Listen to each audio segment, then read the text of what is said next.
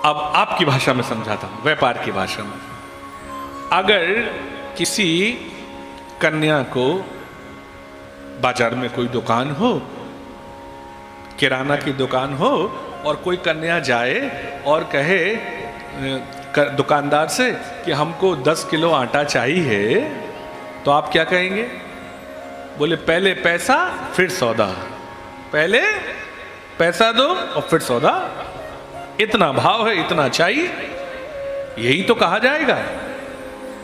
और अगर उसी, ये बात व्यवस्था किसके लिए कह रहा हूं, सामान चाहिए ना, और वो कन्या कहेगी, तो ऐसे ही भगवान की जो ये संसार रूपी दुकान है ना, तो अमृत एक सामान है।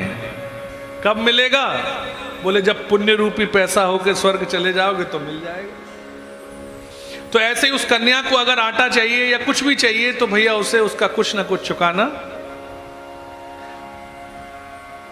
और कहीं उसी कन्या से उस दुकानदार के बालक का विवाह हो जाए, फिर क्या होगा? सेठ जी फोन लगाकर पूछेंगे, बिटिया ये बताओ घर में क्या लाना है, जो कम हो वो बता दो, वो सब कुछ लेकर। अब तो उस बिटिया उस दुकान की ही मालिक हो गई कि नहीं हो गई? उदाहरण से और समझो, संसार में सुई से डर लगता हो, सुई से डर लगता हो किसी स्त्री को, पर अगर विवाह थानेदार से हो जाए तो क्या कहेंगे? बोले थानेदारनी आ गई है। जीवन में कभी विद्यालय नहीं गई हो, कभी विद्यालय नहीं गई हो, पर विवाह मास्टर जी से हो जाए तो हो गया सारा काम। और जीवन में कभी भैया किसी प्रकार का धन का अभाव हो, पर विवाह सेठ जी से हो जाए तो सेठानी पक्की। सेठ जी ने पूरी जिंदगी लगा दी, पित्र लगे रहे कमाने में, तब सेठ जी बन पाए, और उस कन्या ने तो बस 7 फेरे लिए आ गई और बोले क्या? बोले सेठानी जी क्या काम है। तो ऐसे ही जरा सा संबंध बनाया तो उस दुकान की मालिक हो गई।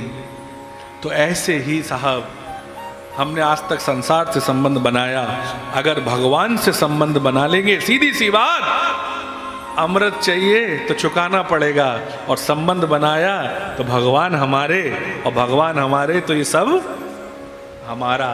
तो ऐसे ही साहब भगवान के बन जाएंगे तो कथा अमृत तो सीधे दुकान का मालिक बनाता है साहब, और सुधा जो अमृत है स्वर्ग का, वो फिर से बार बार। तो इसीलिए बनना है तो मालिक ठाकुर जी से संबंध रखो तो मालिक हो गए।